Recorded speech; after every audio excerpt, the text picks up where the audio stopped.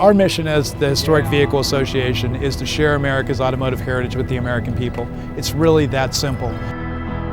These are really monuments to mobility, and for us Americans, generally that means freedom and independence.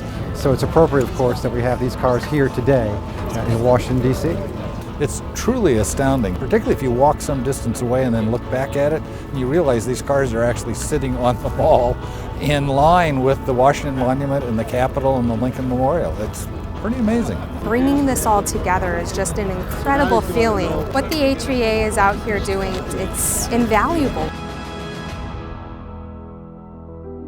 I consider the HVA's mission here to be probably the single most important automotive history project that I've ever seen or been a part of. The pursuit and diffusion of knowledge, and diffusion being spreading of knowledge. Watching the people, the tourists come through here, they get the information from the sign, they immediately relate to it. It's an even richer experience when you're here and you're actually up front and you put it all into context. The 1909 white steam car was the first presidential limousine, in fact the first automobile purchased by the White House.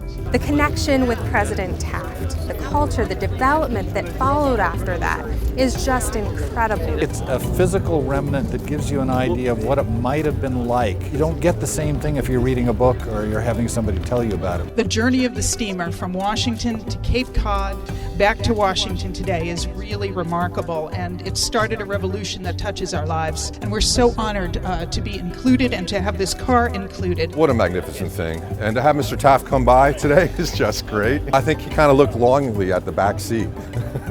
He should be credited as somebody who catalyzed the American thought that the automobile will be something that is going to improve America and change it like nothing else before, and it did.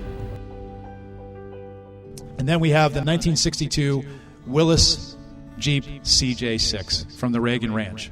The CJ6, the long wheelbase version, was a version that was built after the war specifically to do farm chores, and essentially that's what Reagan used it for. He did like hard work, actually, hard physical work.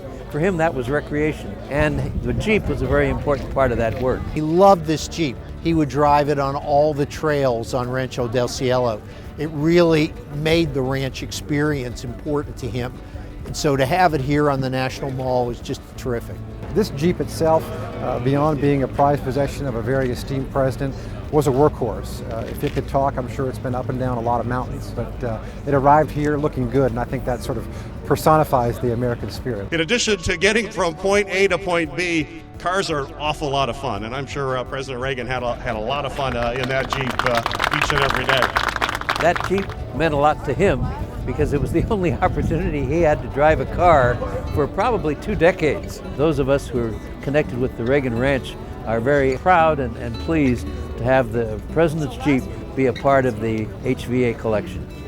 You think about throughout American history and all of the great inventions really around the world, there probably hasn't been anything as transformative as the automobile. It's a major force in how the country developed, and it hasn't really been studied or appreciated for what it is. So much of our actual physical past we can't preserve. So the idea is to establish and keep a permanent record so that we all know where we came from and what it was that we gave up to build the new things that we build. 50 years ago, in 1966, Congress passed the National Historic Preservation Act.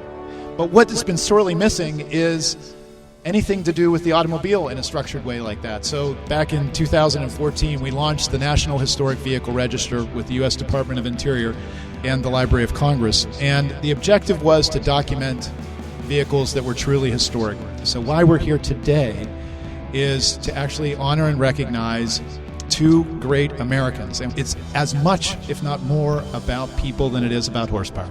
The Historic American Engineering Record is very proud to be partnering with the Historic Vehicle Association. Finally, through the auspices of the HVA, we're filling a long neglected gap in recognizing what is some of the most significant of America's technological and engineering legacy, and that is the automobile. We are a nation of automobile owners and automobile drivers, and so to be able to trace the history of the motor car is really representative of much of the history of America. It's really important for us to stop and remind ourselves, particularly here around these museums that celebrate our history, that this be a part of it. Makes you proud, brings goosebumps, really.